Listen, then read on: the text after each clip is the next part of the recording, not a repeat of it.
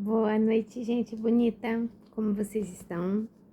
Hoje é segunda-feira, dia 17.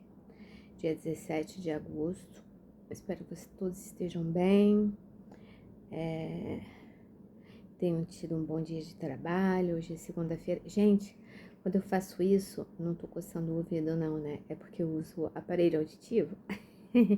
E de vez em quando incomoda e tem que dar uma mexidinha pra parar de incomodar. E então, espero que todos tenham tido um bom dia de trabalho, um bom início de semana, na paz do Senhor, né? Espero que o dia de vocês tenha sido melhor do que o meu. O meu hoje foi bem complicadinho. Sabe aquele dia que nada que a gente faz dá certo? Meu dia foi assim. Nada que eu fiz hoje deu certo. Nada que eu queria fazer deu certo, nada que eu tinha que fazer deu certo, enfim. Mas eu não perdi a calma. A gente nem pode, né? A gente não pode nem sonhar em perder a calma, senão só piora, né? Mas enfim, é isso. Faz parte. Na esperança que amanhã que eu consiga resolver as coisas amanhã, né? Então, nós vamos para o capítulo 14 do nosso livro, Boa Nova, né? Psicografia do Chico, pelo irmão X, né? Mas pelo Humberto de Campos.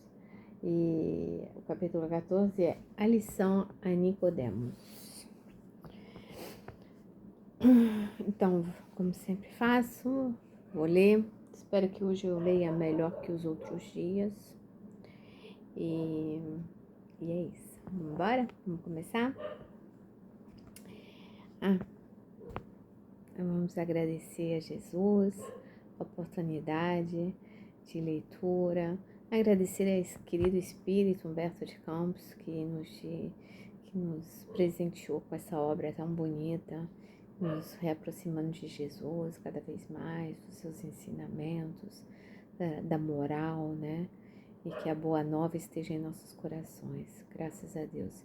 Gente, desculpa a latição, mas tem um gambá passeando ali, aí a minha caçadora mor está estressada. Então vamos embora.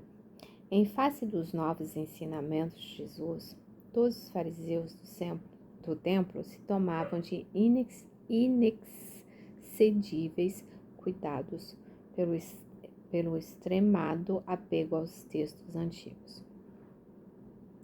O mestre, porém, nunca perdeu o ensejo de esclarecer as situações mais difíceis com a luz da verdade que a sua palavra divina trazia ao pensamento do mundo. Grande número dos doutores não conseguiam ocultar o seu descontentamento, porque não obstante suas atividades derrotistas, continuavam as ações generosas de Jesus, beneficiando os aflitos e os sofredores. Discutiam-se os novos princípios no grande templo de Jerusalém, nas suas praças públicas e nas sinagogas. Os mais humildes e pobres viam no Messias o missário de Deus, cujas mãos repartiam em abundância os bens da paz e da consolação. As personalidades importantes temiam. É que o profeta não se deixava seduzir pelas grandes promessas que lhes faziam com referência ao seu futuro material. Jamais temperava sua palavra de verdade com as conveniências do comodismo da época.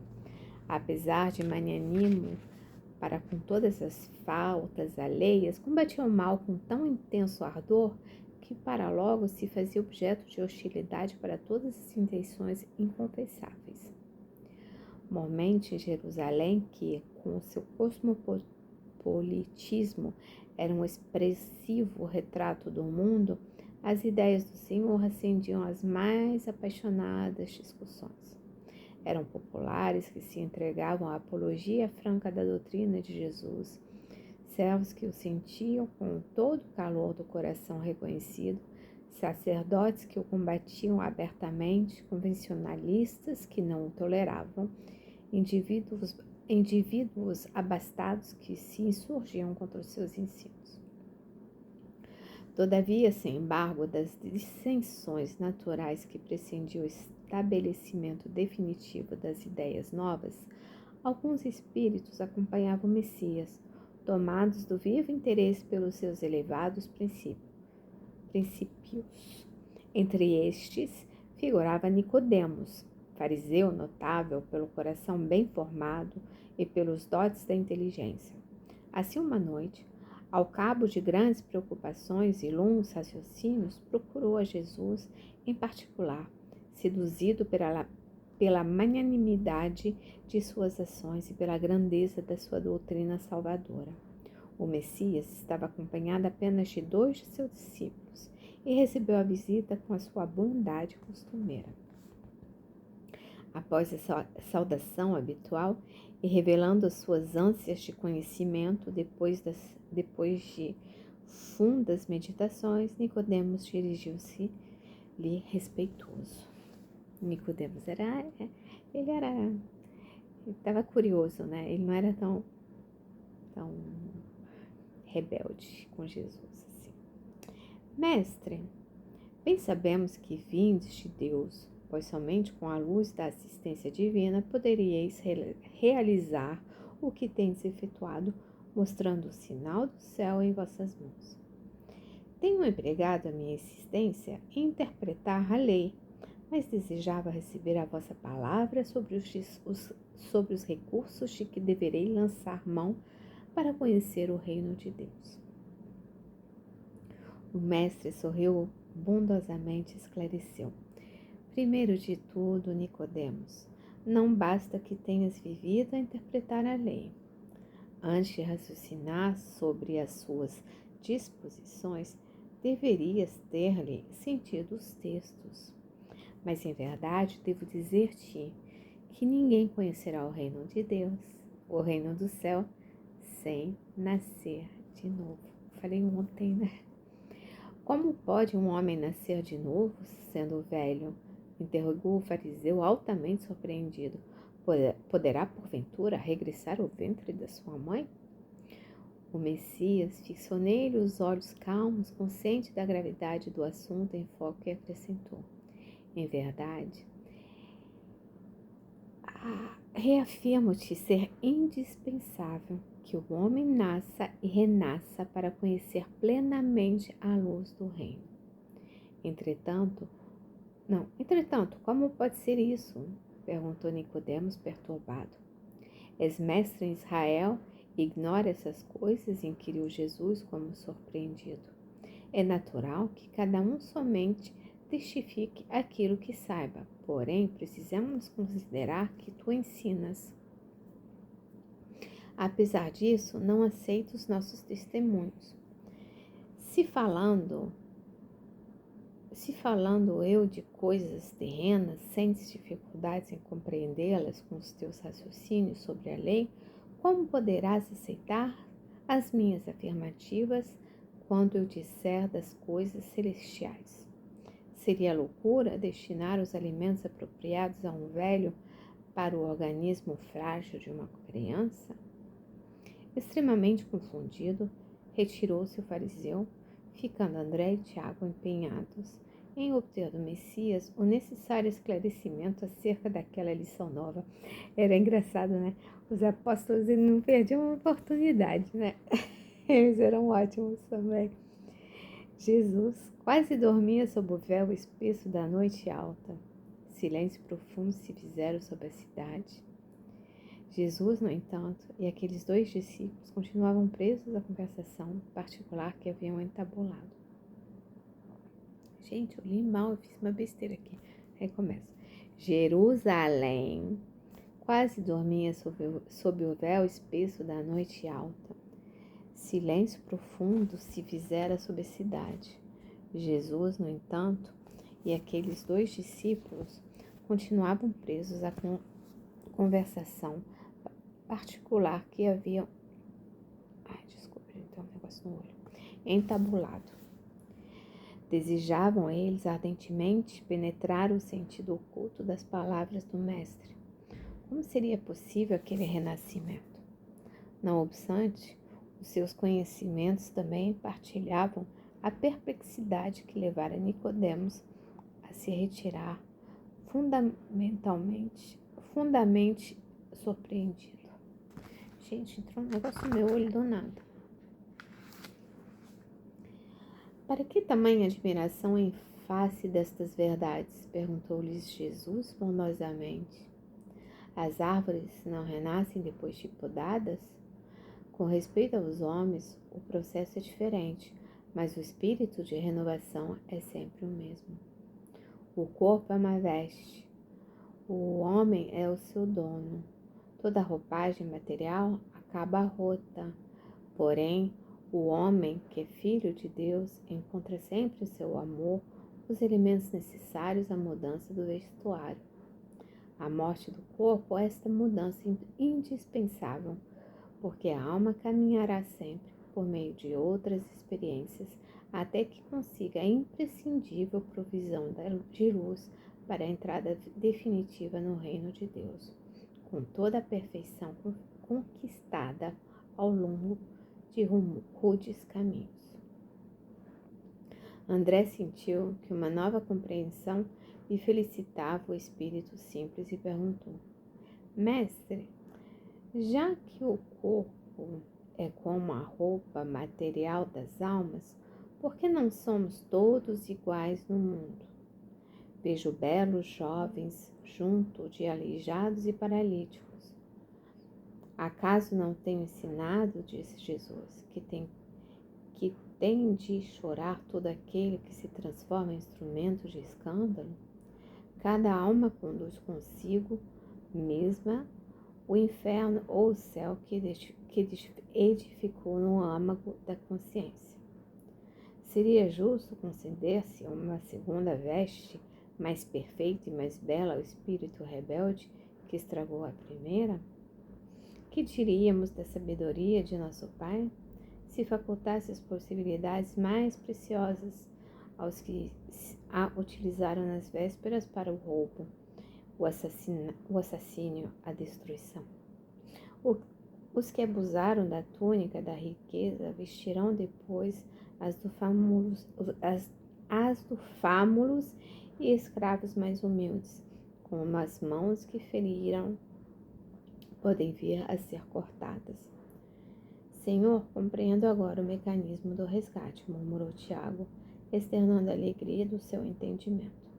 Mas observo que, desse modo, o mundo precisará sempre do clima do escândalo e do sofrimento, desde que o devedor, para saldar seu débito, não poderá fazê-lo sem que o outro lhe tome o lugar com a mesma dívida. O mestre apreendeu a amplitude da objeção e esclareceu aos discípulos, perguntando: dentro da lei de Moisés, como se verifica o processo da redenção? Tiago meditou um instante e respondeu: também na lei está escrito que o homem pagará olho por olho, dente por dente. Também tu, Tiago, estás procedendo como Nicodemos, replicou Jesus com generoso sorriso. Como todos os homens, aliás, têm raciocinado, mas não têm sentido. Ainda não ponderaste, talvez, que o primeiro mandamento da lei é a determinação de amor? Acima do não adulterarás, do não cobiçarás, está o amar a Deus sobre todas as coisas, de todo o teu coração, de todo o teu entendimento. Como poderá alguém amar o Pai, aborrecendo-lhe a obra? Contudo, não estranho a exiguidade de visão espiritual com que examinaste o texto dos profetas. Todas as criaturas hão feito o mesmo, investigando as revelações do céu com o egoísmo que lhes é próprio.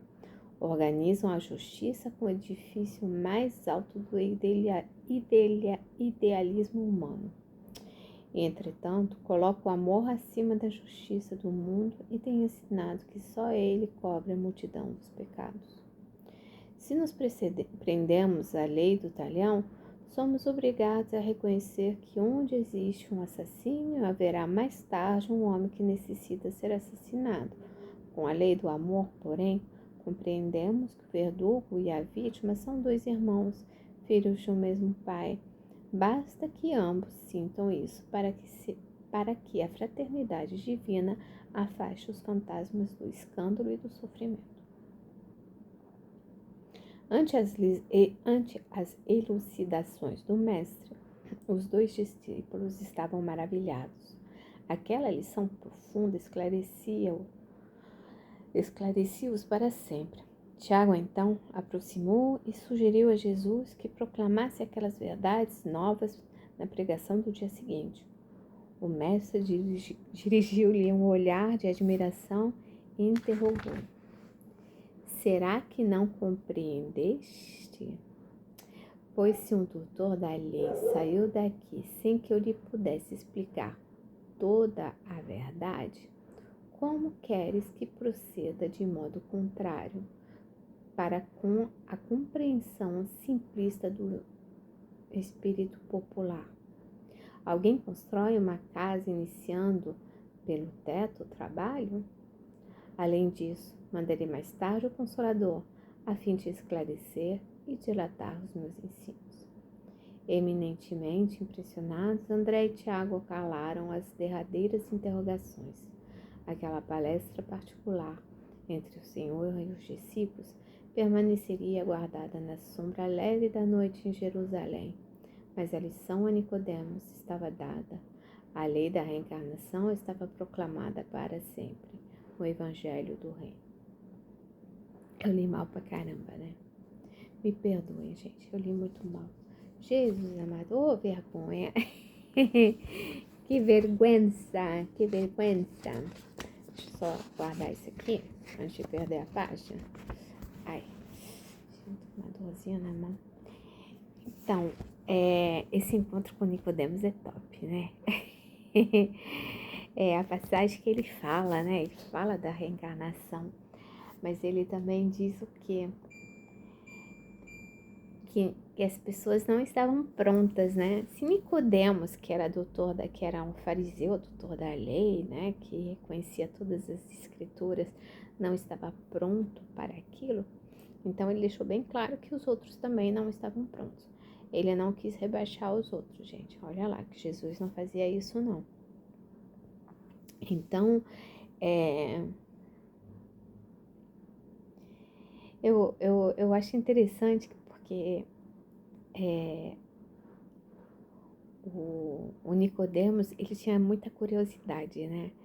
E eu acho que de uma certa forma ele sentia aquela atração pelo mestre, né? Ele sentia aquela atração por Jesus, ele ficava observando, ele ficava se informando, enfim. Ele foi de noite, na calada da noite, lá bater papo com Jesus, né? A gente sabe que a escuridão também, né? O fato de ser noite, né? Da escuridão, quer dizer que Nicodemos também, ele não estava tão bem assim, né? No nível de elevação espiritual, moral, né? Mas ele reconhece que Jesus é um enviado de Deus, né? Que isso eu acho legal. Eu acho legal em Nicodemos, porque ele é um dos poucos, né, que reconhece essa particularidade de Jesus, que por ser um enviado, né? E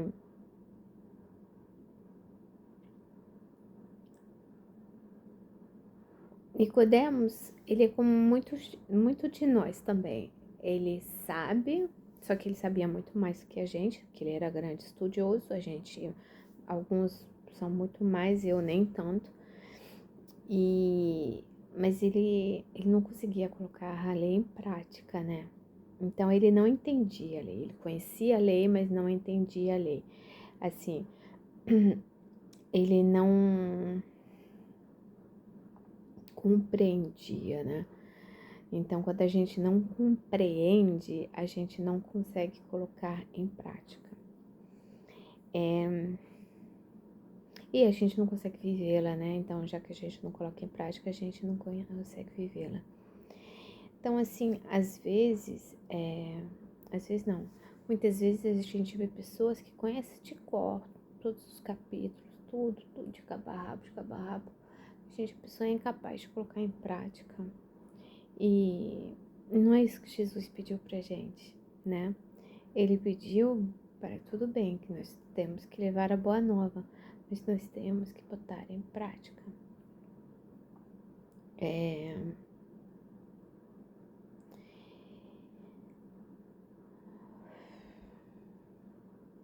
Assim, o fato de conhecer o Evangelho também é um renascimento pra gente.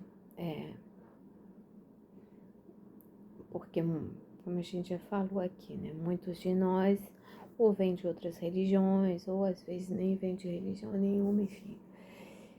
E estudar o Evangelho como nós estudamos traz um renascimento dentro da gente. Que esse renascimento, a gente vai voltar lá para a reforma íntima de novo, né? Gente, eu falo toda vez dessa reforma íntima, tô chata com isso, tá? E então é um renascimento espiritual, onde a gente lida com a nossa moral, né? A gente lida com nossos enganos, nossos equívocos, né? Então, é legal, é ótimo saber, né? Ter toda a teoria. Mas a nossa verdadeira transformação vem quando a gente se coloca em ação, quando a gente se coloca em movimento.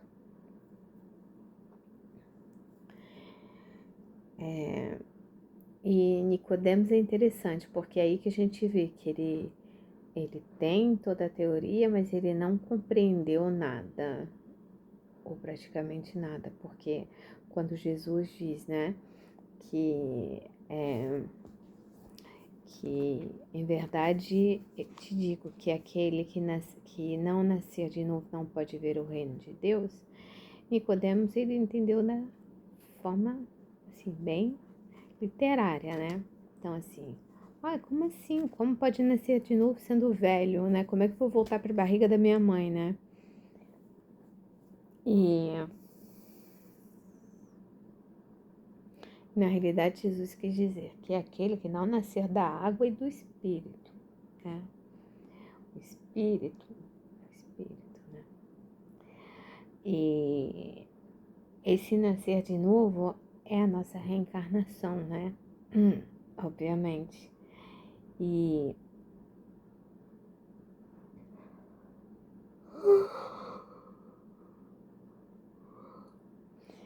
a pluralidade das existências, né?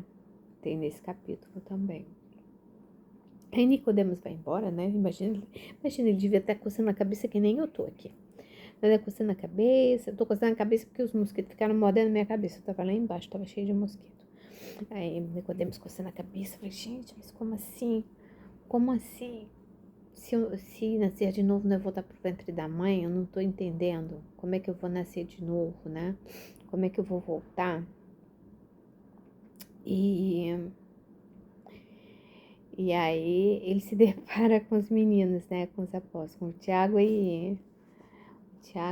ai meu Deus do céu, tô muito ruim, cara. Tiago e André. Aí é Tiago e André, que aí começa o interrogatório, né? Eles não perdiam uma oportunidade, né? Então, o Tiago e André, ele começa a explicar, né? Que a gente tem a reencarnação, que a gente tem que espiar, enfim, tem as provas, tá. Mas no início, o Tiago e André também não entendem. Aí eles vão lá atrás, na lei de Moisés, na lei de Italiano, né, do olho por olho, dente por dente, né, que dizia, assim, essa lei a gente sabe, né, porque ela foi criada porque aquele povo era todo rebelde. Então, se não tiver, na época de Moisés, né, então se não tivesse leis rígidas, as coisas seriam pandemônio, porque assim, cada época tem a sua evolução, né? nós estamos evoluindo. Conforme os séculos vão passando, o ser humano vai evoluindo, vai se melhorando. Mesmo às vezes que a gente não tem essa sensação, mas é assim que está acontecendo. E então, na época de Moisés, tinha que ter essa lei a lei de Italião, porque tinha que botar um freio naquele povo, que aquele povo era assim, fulano roubou uma cabra, roubou minha cabra. Então o cicrano que tinha perdido lá, tinha tido a cabra roubada, ele ia lá e exterminava a família de fulano. Então assim, o que aconteceu? Essa lei era para quê? Não. Então, já que ele roubou tua cabra, você vai lá e rouba uma cabra dele. Ponto, acabou. Eu vou cortar madeira, roubar a madeira do vizinho, então tá bom, o vizinho vai roubar a tua madeira também, né? Então, assim, era realmente olho por olho, dente por dente. Você mata meu filho, eu vou matar teu filho. E por assim diante, vocês entenderam, né? A lei de Italião, ela é bem conhecida. Até nas aulas de história lá, quando eu era adolescente, eu estudei essa parte da lei de Italião, que era bem importante na época, porque o pessoal precisava ser colocado na rédea curta, né? Na época de Moisés. Aí Jesus chegou e ele veio explicando umas coisas diferentes. Primeiro ele colocou o amor, ele não trocou a lei. Ele veio acrescentar o amor na lei. Amor a Deus sobre todas as coisas, com todo o nosso coração, e amar ao próximo como a nós mesmos, né? E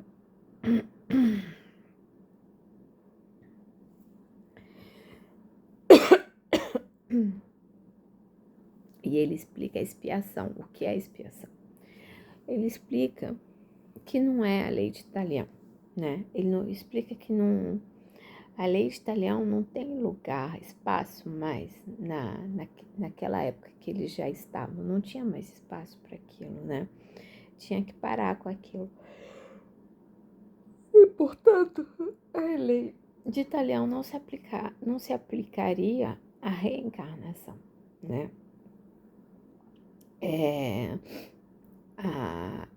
A reencarnação é a oportunidade de recomeçar, né?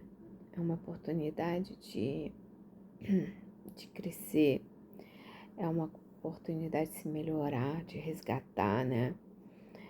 De ter nossas provas e expiações a passarmos.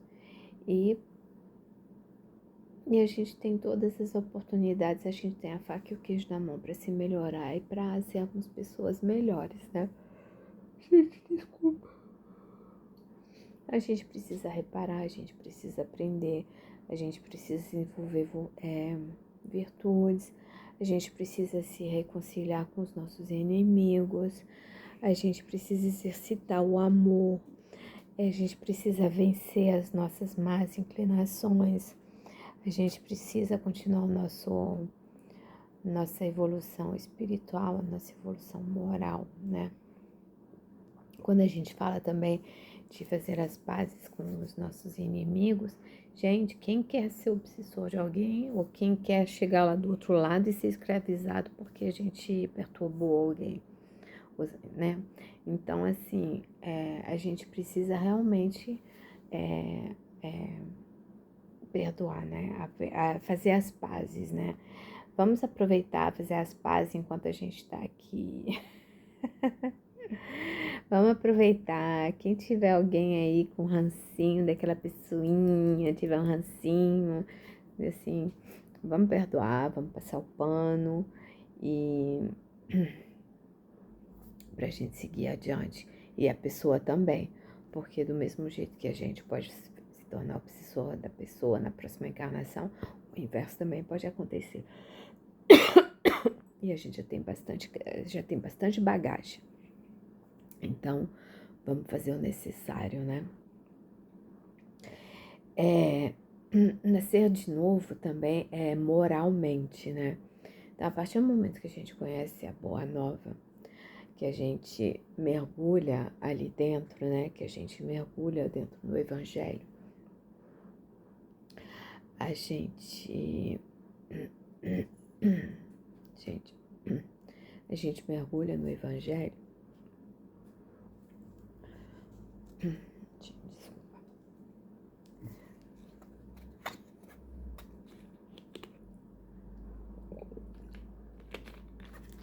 A gente consegue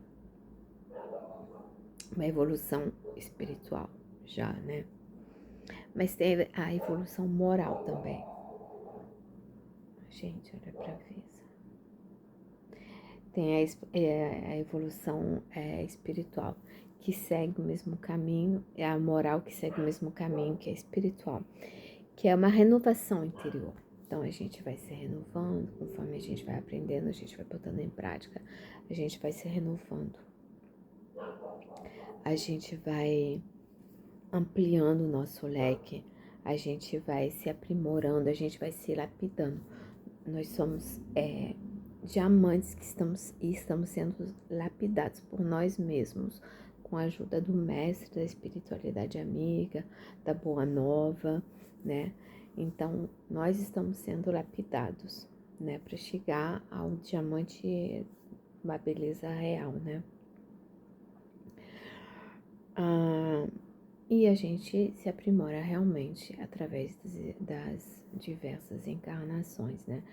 Isso, imagina, a gente devia estar lá em Roma, no Coliseu, o dedinho para baixo assim, para matar o gladiador que estava ali.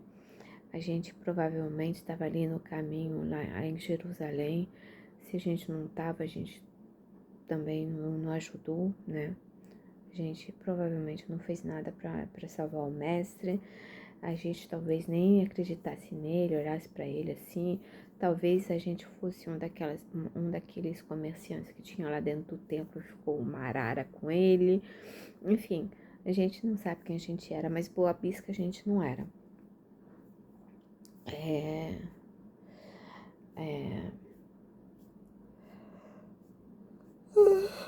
Existem realidades espirituais diferentes, né? Mas que não pode ser, como é que fala? Compreendidas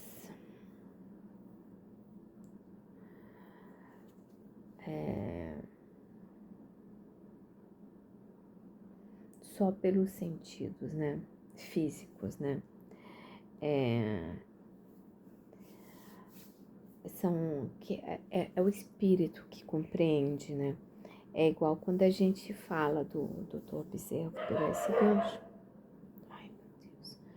Quando fala do Dr. Bezerra, né? Quando ele leu o livro dos espíritos lá dentro do bonde, indo para casa, para ele não era novidade, ele só estava relembrando, né? E a gente precisa lembrar que muitos de nós ainda somos um Nicodemos, que entendemos a lei, que entendemos a boa nova, mas que não conseguimos colocar em prática. Que a gente ainda não despertou, nem todos nós ainda estamos despertos o suficiente, que seja espírita, qualquer qualquer religião cristã, né? A gente não despertou verdadeiramente, né? Porque a gente vê muita gente ainda fazendo coisa errada em nome de Jesus e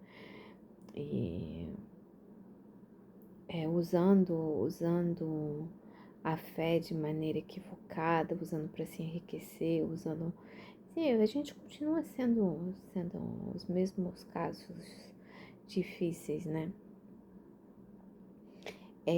A gente vê muitos... Vamos usar a palavra fariseu mesmo de hoje. Conhece a Bíblia de cabo a rabo, conhece tudo.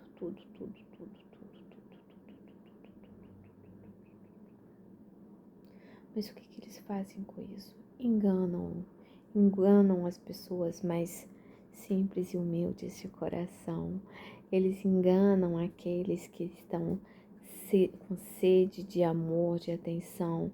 Eles enganam aqueles que estão que acreditam neles, né? Eles enganam muitas pessoas, né? A gente vê muitas coisas acontecendo em diversas vertentes religiosas, né?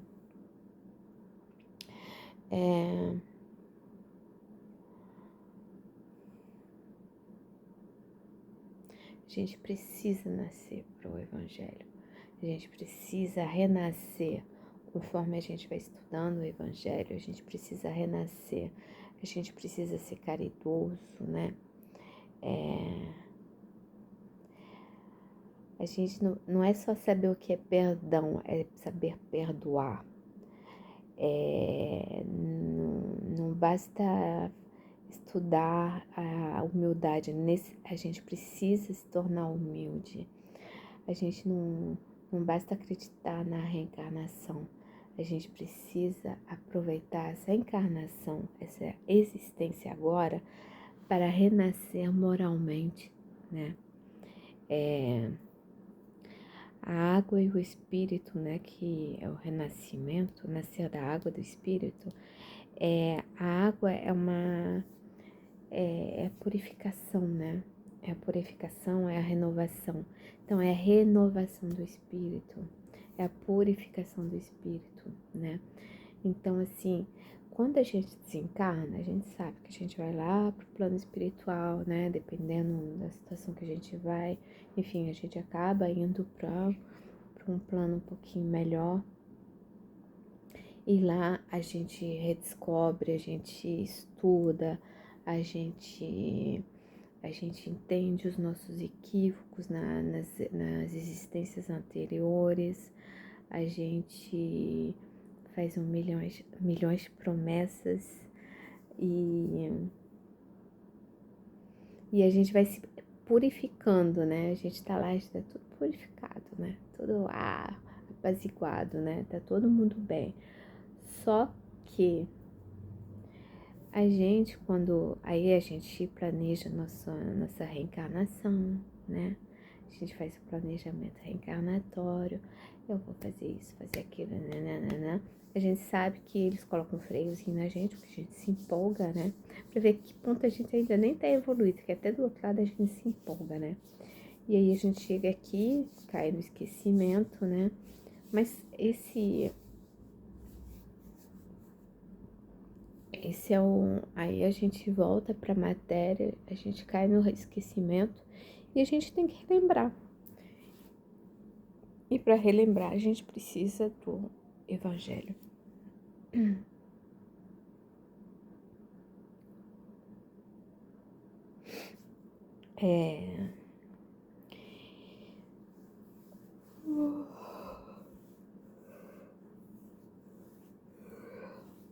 E a gente precisa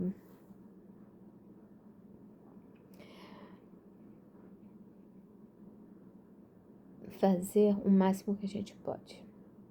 A gente não vai conseguir fazer tudo. A gente não vai conseguir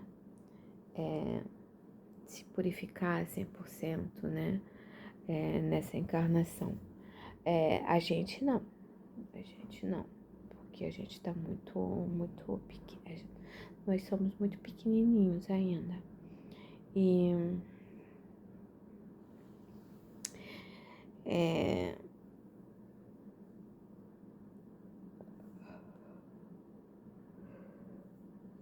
a expiação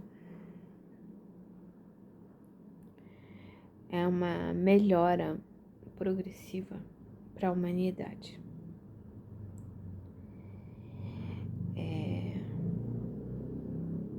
Mas com justiça, porque Deus não nos pune, Ele não nos castiga, né?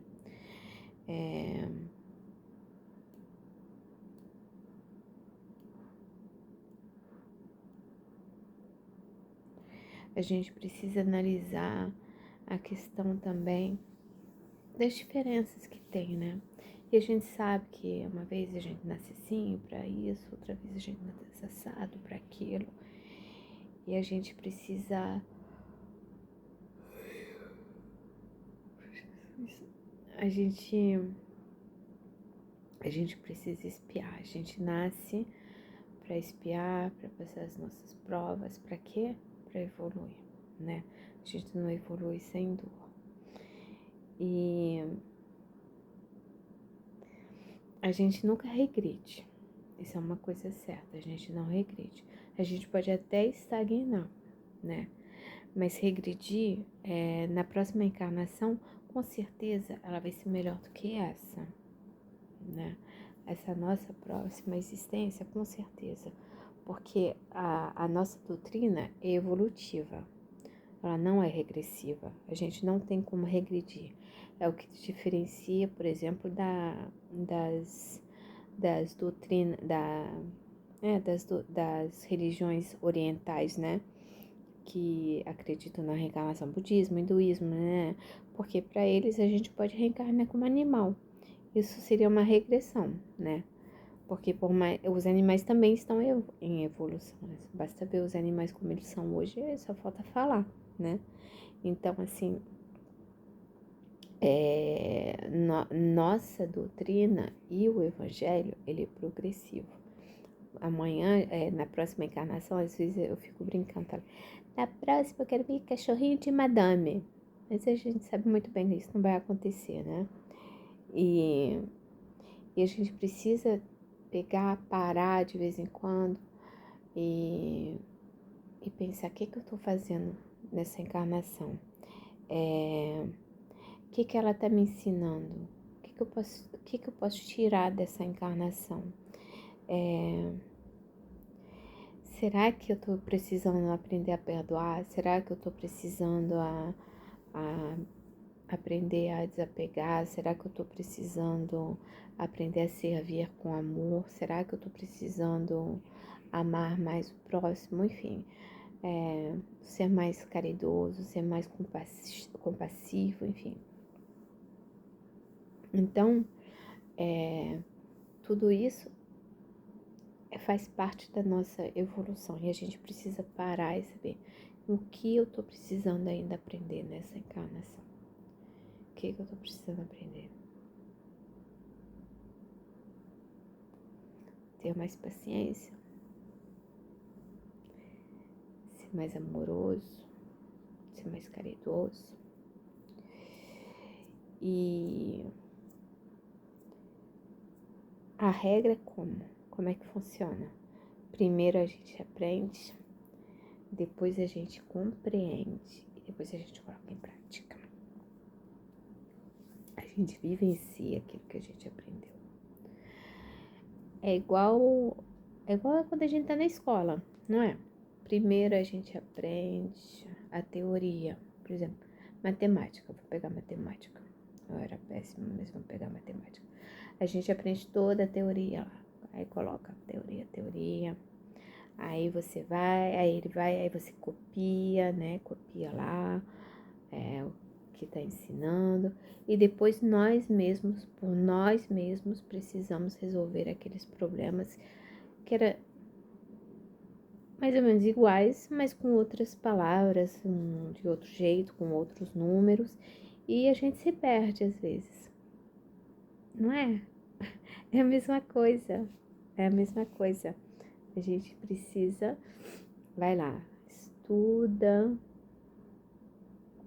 aí faz bastante exercício, exercita bastante, e no final chega que é a prova, né? Aí o que acontece na prova? Ou a gente passa, tira nota boa, a gente dá uma passa de ano, ou a gente repete. A gente repete. E a nossa encarnação é a mesma coisa. Estamos em aprendizado. Eu gostei muito desse capítulo porque, assim, mostra a humildade de Nicodemos, porque apesar dele não conseguir colocar em prática, ele tinha suas qualidades, né? Jesus procurou Nicodemos, Jesus esclareceu Nicodemos não entendeu nada. Jesus vai e amplia o ensinamento para Tiago e para André.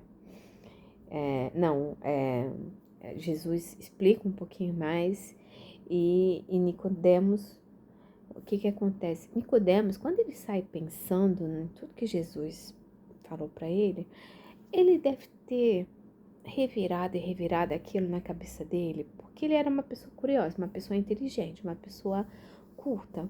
Então, ele não deve ter falado, tá bom. Ele deve ter começado a raciocinar, né?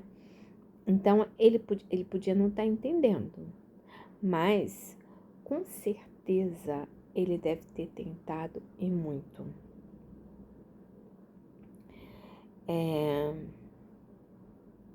Será que a gente só está olhando com os olhos da matéria, tudo isso? Será que a gente está funcionando igual Nicodemos? Né? Será que a gente só está estudando, mas estamos refletindo, vivenciando? Será que amamos, né? A gente vai cair, a gente vai levantar e tá tudo bem. A gente vai dar um passinho para trás, mas aí a gente volta a dar um passinho para frente, né? E é aquilo que a gente sempre fala, a transformação, ela vem de dentro de nós. Ela vem com as encarnações, os aprendizados vêm com as reencarnações.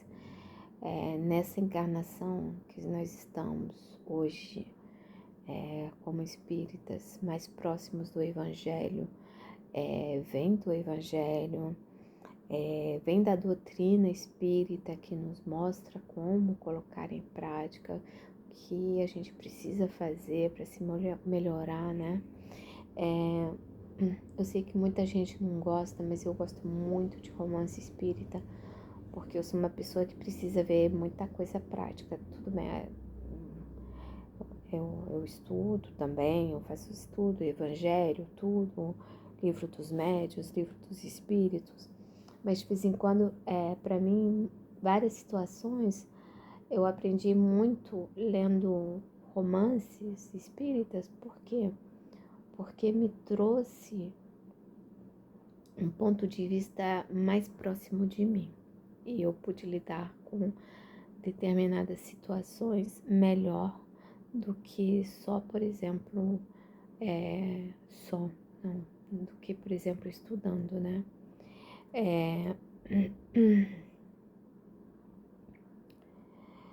A gente precisa viver Jesus.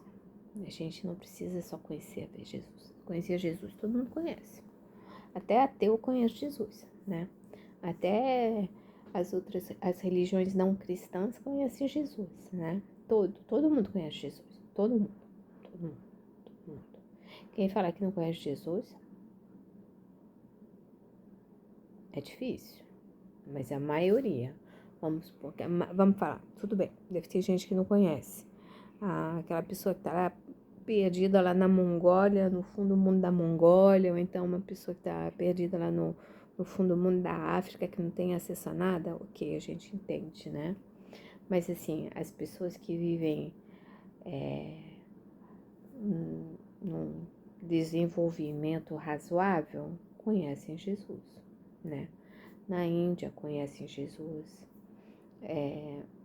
na China, no Japão, os países árabes, enfim, muitos conhecem Jesus, a maioria.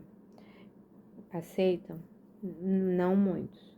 Uns que nem não reconhecem os seus feitos, igual os judeus, por exemplo, eles conhecem Jesus, mas não reconhecem que ele seja o Messias, né?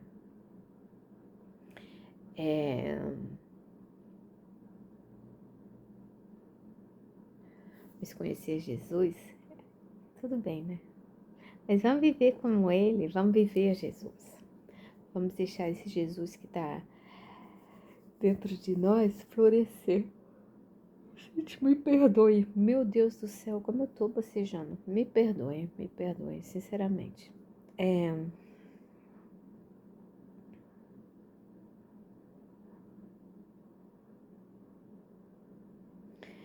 A gente precisa nascer novamente para a vida espiritual, né? E quando Jesus fala, né, que os outros não estavam prontos, que ele iria mandar Consolador é o Evangelho. É o Evangelho segundo o Espiritismo. É a nossa doutrina, não é o Evangelho, é a nossa doutrina, é o Espiritismo. Então, esse é o nosso Consolador. Por quê? Porque ele sana todas aquelas perguntas que tinham lá atrás sem respostas, né? Tinham muitas perguntas sem respostas, muitas dúvidas. E a maioria das pessoas não estava pronta para aquelas respostas, do mesmo jeito que Nicodemos não estava. E Nicodemos era culto. Nicodemos era letrado. Então, aquelas outras pessoas não estavam prontas para isso. Estavam prontas para quê? Para os milagres, né? Para aceitar Jesus, para aceitar que Jesus fosse o Messias, né? Que fosse o enviado de Deus, que fosse filho de Deus.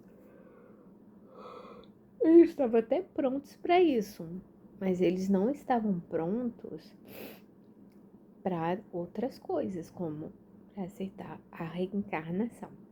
Aí já era, não ia dar. Já foi bem difícil para Jesus. Imagina ter que explicar a reencarnação para aquela galera toda, né? Então é isso, eu acho que é mais ou menos isso.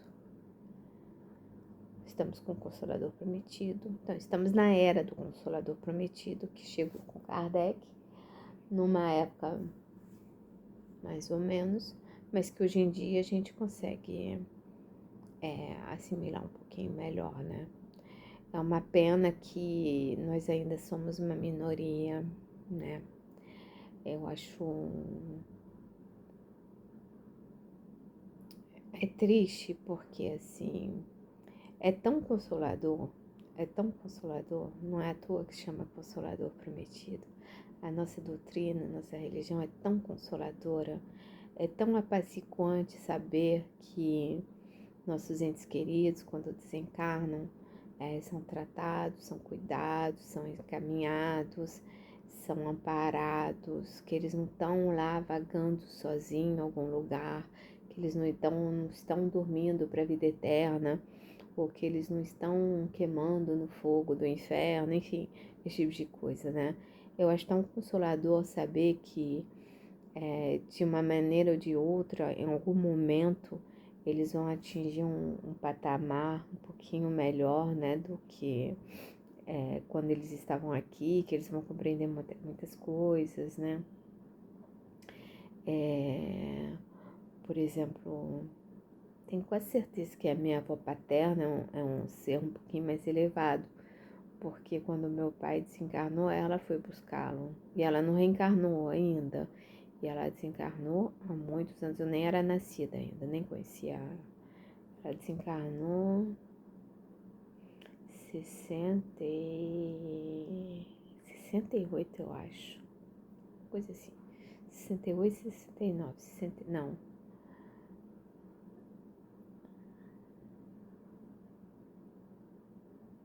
Eu acho que foi em 68. Acho que foi em 68 que ela desencarnou. E ela ainda tá no plano espiritual. Então, assim, eu sinto muito a presença dela. Eu não a conheci nessa encarnação, mas muito provavelmente é um espírito muito amigo de outra encarnação. Porque eu sinto um carinho imenso, um amor imenso por ela, sem nunca ter a conhecido. Então, assim, eu tenho quase certeza que minha avó Marcele tá num patamar bacana para poder ter a permissão de vir buscar, né, o filho, né, quando se encarnou, e com certeza minha tia também, quando se encarnou no ano passado, provavelmente ela veio buscá-lo, ela veio buscá-la também, né? Então, assim, eu acho consolador a gente saber isso, é muito consolador. É muito consolador que quando você chega do outro lado, mesmo por conta de uma enfermidade, você vai ser cuidado, você vai se restabelecer. Você pode até se revoltar, mas depois você cai no eixo, né? Você volta no eixo. Olha, André Luiz foram 8 anos, né? Eu acho que foi no umbral. Como ele se recuperou, como ele se melhorou, né? Quem é o espírito André Luiz hoje, né?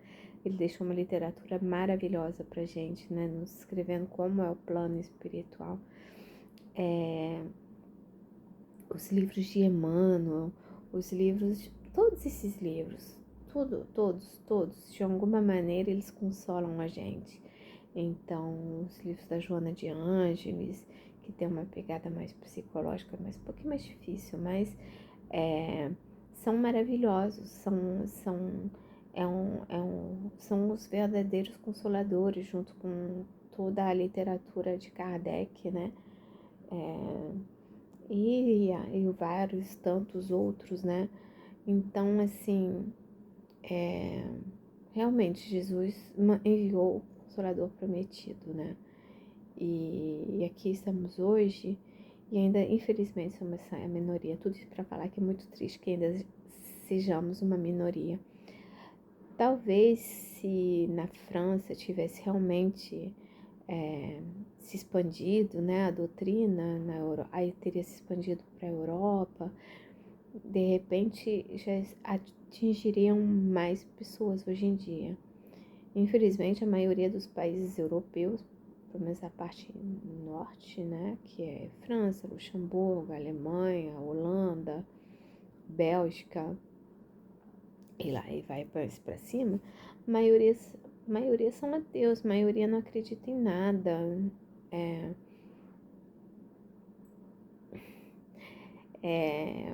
Eu lembro quando eu cheguei lá, uma coisa que me assustou em 81, sei lá. Foi 80, a primeira vez que eu fui, acho que foi em 79, ou 78, sei lá. E o que acontece? Eu era rata de igreja quando eu era criança, que eu queria ser freira, então eu estudava catequese, eu fazia tudo por mim mesma, eu ia pra catequese sozinha, enfim, aquela coisa toda. E eu cheguei lá, eu queria ir na missa, eu queria ir na igreja, acender uma vela e rezar. A igreja estava fechada, então a igreja só abria nas horas das missas, né? Mas são contraditórios, tá? Porque tem todos os feriados católicos, São Pedro, enfim, todas essas coisas. Eles casam, a maioria casam na igreja. Os nossos entes queridos, quando desencarnam, tem a missa, que lá é missa de corpo presente, não existe missa de sétimo dia, é missa de corpo presente. Então, tem a missa de corpo presente, muitos são batizados na igreja, pelo menos até a geração dos meus sobrinhos, muitos são batizados. Eu tenho 3 primos, eu acho que só tenho 3 primos que não são batizados, dos 15 que nós somos, né? Só 3 não foram batizados, porque minha tia e meu tio realmente são totalmente ateus, né?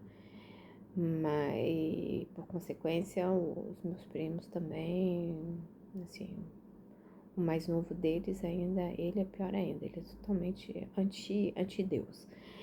E aí, é uma pessoa boníssima, tá? Ele é uma pessoa maravilhosa, uma pessoa caridosa, uma pessoa generosa, uma pessoa amorosa. Ele é tudo.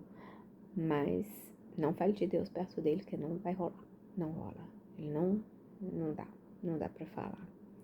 De vez em quando ele faz umas publicações aí no Face que deixa meu cabelo em pé, mas eu não falo nada. Deixo rolar, porque não adianta. Mas assim, aí são missas de corpo presente. Então eles vão nas igrejas, né? Assim, todos os meus sobrinhos são batizados. Todos. Meus irmãos mais velhos casaram na igreja. Meus primos casaram na igreja.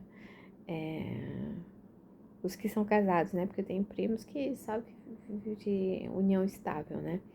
Mas os que casaram no papel, casaram na igreja. É muito engraçado. É muito engraçado. Meus tios, meu pai, primeiro casamento, ele casou na igreja. Com a minha mãe não pôde, né? Não pôde nem receber uma benção, né? Minha mãe ficava uma arara com essa história, mas tudo bem. Eu só pude casar no civil com a minha mãe. Mas, aí, assim, todos casaram na igreja. Todos. E aí é engraçado, que aí quando se vê, tudo é teu. Ninguém acredita em Deus, mas enfim. Aí eu acho que se tivesse, se tivesse expandido pela Europa, talvez não tivessem assim, né? Talvez as pessoas fossem um pouquinho mais evangelizadas, né? Evangélicas, né? Porque são pessoas boas, são pessoas muito boas. E eu vejo muita coisa hoje em dia, que eu estudo a doutrina, eu me lembro de muitas coisas de tanto familiares quanto conhecidos ou amigos belgas, franceses, enfim. Minha família é belga-francesa de lá, né? Que na realidade muitos deles vivem o evangelho, mesmo sem saber. Eles vivem o evangelho. Eles fazem muitas coisas boas. Tinha um humorista francês, ele se encarnou no final dos anos 80. Ele era totalmente anti-Deus. Totalmente.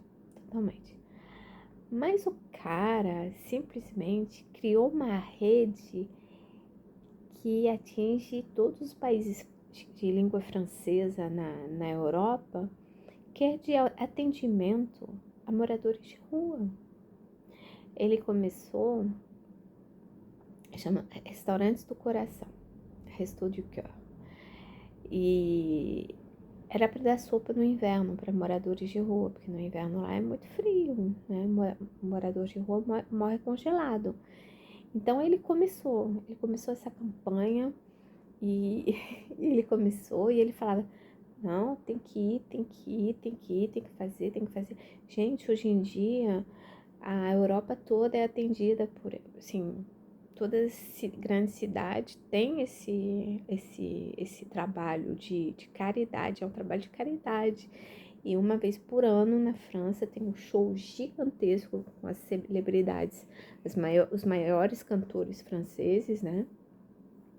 Para arrecadar fundos para continuar financiando esse projeto. E ele já morreu no final dos anos 80. Eu vou até ver que ano que ele morreu aqui, só para confirmar.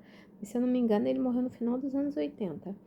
E ele era assim. E a gente vê. E o cara, ele não falava de Deus. Ele nunca falou de Deus. E ele deixou um legado maravilhoso. Deixou um Resto de Cœur. Hoje em dia é um negócio. Foi fundado em 85. 85. Coluche. Deixa eu ver aqui. Coluche.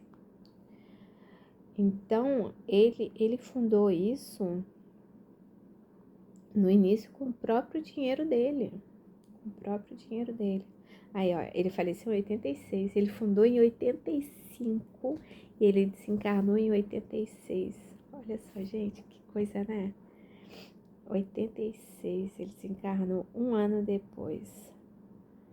Caraca, olha só. Gente, que maravilha, né? E eles distribuem cestas básicas, né? Refeições, daqui, ó. Eles têm auxílio na busca por moradia, apoio à parentalidade, oficinas diversas. E aí as campanhas, eles fazem muitas campanhas, né? E aí os shows, né? Que tem um nome específico lá. E aí eles estão até hoje. E foi fundado em Paris em 1985 e ele morreu no ano seguinte. Pra você ver, né? Ele fez a sua parte. Ele fez. E até hoje tá lá. Até hoje tá funcionando. Até hoje eles estão trabalhando. Até hoje eles estão arrecadando.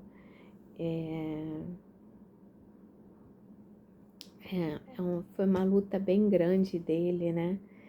E era engraçado porque ele era um cômico, né? Ele era um comediante cômico, ele fazia peça de teatro, ele era gordinho, feinho, cômico, assim, você olhava pra ele, ele era um palhaço, ele era um palhaço. E ele fez essa coisa, esse trabalho maravilhoso que tá de pé até hoje, né?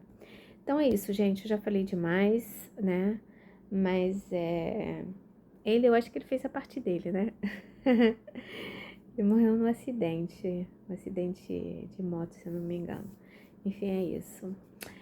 Então, vamos agradecer a espiritualidade amiga, nosso bondoso irmão e mestre Jesus, a nosso querido irmão Humberto de Campos, a Chico Xavier, nossa mãe Maria Santíssima, por todos os aprendizados que nós sempre recebemos da espiritualidade amiga, por via dos grandes médios, por via dos grandes espíritos que sempre se empenham em nos ajudar, nos esclarecer, para que nós possamos evoluir cada vez mais, sermos pessoas melhores, pessoas mais dispostas a ajudar o próximo e mais dispostas a vivermos o Evangelho de fato. Que possamos todos nós termos uma boa noite de sono, mas também que todos aqueles que se encontram debaixo dos nossos tetos possam receber todo o amor da espiritualidade amiga, sermos banhados por luzes, banhados pelo amor, pelas boas energias, pelos bons fluidos que a espiritualidade amiga nos oferta sempre. Que nossas águas sejam fluidificadas, nossos alimentos também, que os nossos lares sejam purificados, que seja feita essa faxina espiritual em todas as casas de todos nós, trazendo bom ânimo, trazendo saúde mental, saúde espiritual, saúde moral. E que todos nós, durante a oração, seres vivos que nos encontramos debaixo dos nossos tetos, possamos receber um passe da espiritualidade amiga durante todo esse tempo das orações. Graças a Deus. Pai nosso que estais nos céus, santificado seja o vosso nome. Venha a nós o vosso reino. Seja feita a vossa vontade, assim na terra como no céu. O pão nosso de cada dia nos dai hoje. Perdoai-nos as nossas ofensas, assim como nós perdoamos a quem nos tem ofendido. Não nos deixeis cair em tentação, mas livrai-nos do mal.